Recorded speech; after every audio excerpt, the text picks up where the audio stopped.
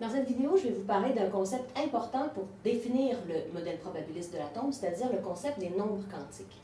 Le modèle probabiliste de l'atome, dans lequel on considère l'électron comme étant une onde, bien, ça veut dire que l'électron occupe une zone de probabilité de présence autour du noyau, ce n'est pas une particule, donc il occupe une zone, une certaine zone, chaque électron, sa zone, et l'ensemble des zones de probabilité de présence, ça constitue le nuage électronique. Mais pour définir chaque électron dans le nuage électronique, donc le nuage électronique constitue la plus grande partie, le plus grand volume de l'atome, pour définir précisément la zone d'un électron en particulier, on doit donner des valeurs de nombres quantiques, et c'est ce qui définit, dans le fond, un peu comme si c'était son adresse, comme si c'était son adresse postale. L'électron, si on lui donne telle valeur, telle valeur, telle valeur, ça donne la zone de probabilité de présence qu'il occupe. Je vais vous donner déjà un exemple de ça. Je vais définir un électron. Je vais le faire maintenant. Alors, en vous donnant des valeurs de nombres quantiques possibles pour chacun de ces quatre nombres-là. Donc, je vais définir un électron. N égale 3, L égale 0, M égale 0, S est égal à plus une demi. Là, vous allez dire, mais comment on définit ça? Comment on trouve ça? Oui, voilà, c'est l'objectif de cette vidéo, de vous montrer pourquoi ça, c'est possible et comment ça définit un électron. Déjà, premièrement, pour définir l'électron, il faut donner une valeur pour chacun des quatre nombres quantiques. Alors, il faut donner une valeur pour chacun des quatre. Leur nom, ces quatre nombres quantiques-là, que j'ai pour l'instant seulement représentés par leur symbole, leur nom, c'est le nombre quantique n s'appelle le nombre quantique principal. Le L, le nombre quantique secondaire. Le M s'appelle le nombre quantique magnétique. Et le S s'appelle le nombre quantique de spin. Alors, quand on donne une valeur de nombre quantique principal, une valeur de nombre quantique secondaire, une valeur de nombre quantique magnétique et une valeur de nombre quantique de spin, on définit un électron. Alors, tout ça ici définit un électron.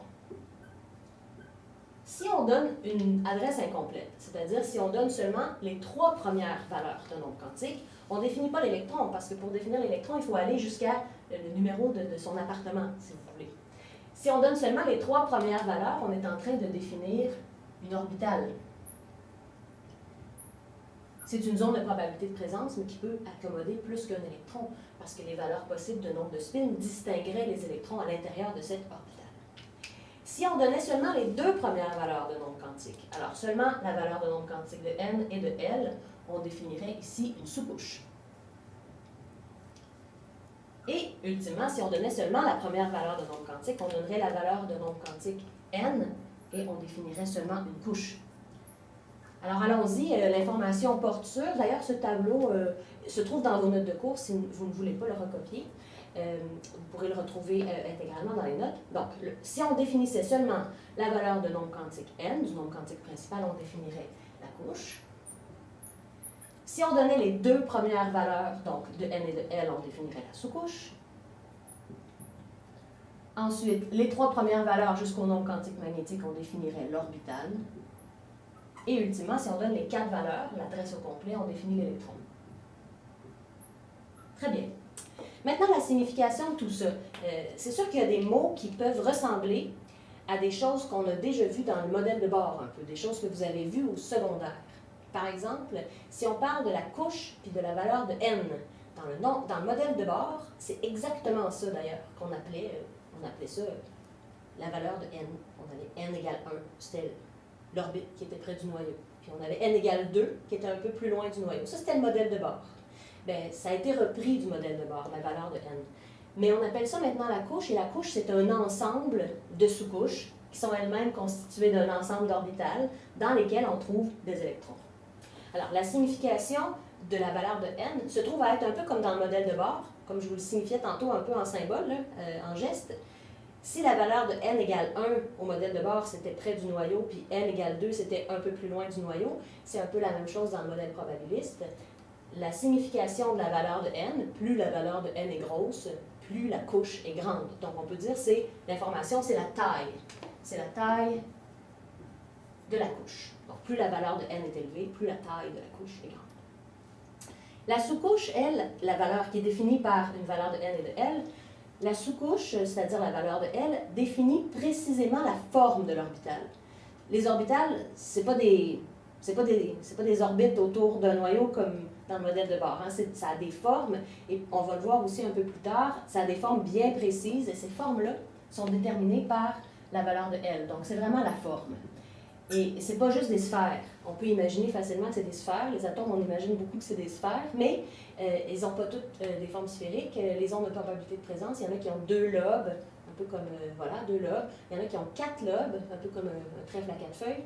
Donc, c'est défini, cette forme-là, par la valeur précise de L. Si la valeur de L change, la forme de la zone de probabilité de présence change. La valeur de M, elle, donne l'orientation dans l'espace, puisque, revenons avec mon exemple de la zone qui aurait 2 lobes, bien, elle pourrait être orientée à la verticale, ou à l'horizontale, ou même à travers le plan. Bon, alors, c'est défini par le nombre quantique magnétique, c'est donc l'orientation. La valeur de nombre quantique de spin, elle, ne parle pas précisément d'une zone de probabilité de présence, parce que quand on définit jusqu'au spin, on définit un électron. Ça définit le spin de l'électron, et le spin de l'électron, ce sera plus abordé abondamment en classe. Je vais en dire un mot, mais je ne l'aborde pas précisément ici. C'est pas super important de le comprendre. Tout ça pour dire que, dans mon exemple que je vous avais donné tantôt, il y avait des valeurs pour chacun de ces nombres quantiques-là, et je vous ai dit que c'était une combinaison. On appelle ça une série de nombres quantiques qui définit l'électron. La série, c'était une série possible. Donc, elle était juste. C'était une série qui était acceptable, qui définit réellement un électron. Alors, les valeurs possibles pour n, j'ai choisi, moi, 3, mais ça aurait pu être n'importe quel chiffre. 1, 2, 3, 4, 5. Vous voyez ce que je veux dire? Ce sont n'importe quel entier positif. Donc, un entier positif. Ça exclut 0. Donc, c'est à partir de 1, n'importe quel nombre. La plupart du temps, ce sont des petits nombres. 1, 2, 3, 4. Ensuite, le nombre quantique secondaire, lui, est défini par la valeur du nombre quantique n. Donc, là, ici, j'ai 0. Je vais vous donner les autres possibilités qu'il y aurait ici. Je pense que vous allez pouvoir être capable d'induire c'est quoi les valeurs possibles. Alors, si j'avais n égale 3, là, je vous ai mis L égale 0, ça se peut. Mais ça aurait aussi pu être L égale 1 et L égale 2. C'est les 3 seules valeurs possibles. Est-ce que vous comprenez? Donc, c'est de 0 jusqu'à 1 avant la valeur du n. Donc, de 0 jusqu'à 2. De la façon qu'on symbolise, c'est simplement de 0 à n-1, en incluant n-1. Donc, si on avait une valeur de n égale 3, c'est 0, 1 et 2. Ce sont les 3 valeurs possibles. La valeur possible de m, du nombre quantique magnétique, elle est définie par la valeur de L. Donc, on revient derrière ici. Les valeurs possibles de nombre quantique magnétique sont de moins L à plus L. Donc, de moins L à plus L, en incluant moins L et en incluant plus L, et sans oublier la valeur qui est au milieu des deux, c'est-à-dire le 0. Alors, quelles auraient été les valeurs possibles si j'avais L égale 0? Ben c'est de moins 0 à plus 0 en incluant 0. C'était que 0 qui était possible dans mon exemple ici. Parce que j'avais défini, moi, j'avais choisi de mettre L était égal à 0. Les valeurs possibles du nombre quantique de spin, ça c'est magnifique parce qu'il y en a seulement 2 et on choisit comme on veut. C'est plus une demi, comme celle que j'avais choisie, ou moins une demi. Il n'y a pas d'autres valeurs possibles. Juste pour consolider tout ça, je vous ai préparé 2 petits exercices. Vous pouvez les faire. Lisez-les, faites-les en faisant pause sur la vidéo, et puis tout de suite après, vous referez play, et puis je vais vous donner la solution. OK, donc j'assume que vous l'avez fait. Très bien. Alors, quelles sont les valeurs possibles de L si n est égal à 4? Alors, si n est égal à 4, c'est donc un entier positif, quelles sont les valeurs de L possibles de 0 à n-1, incluant n-1? Alors, les valeurs possibles de L seraient 0, 1, 2, 3. Parce que n-1, ben, ça fait 3. Là, c'est un très gros calcul. 4 moins 1.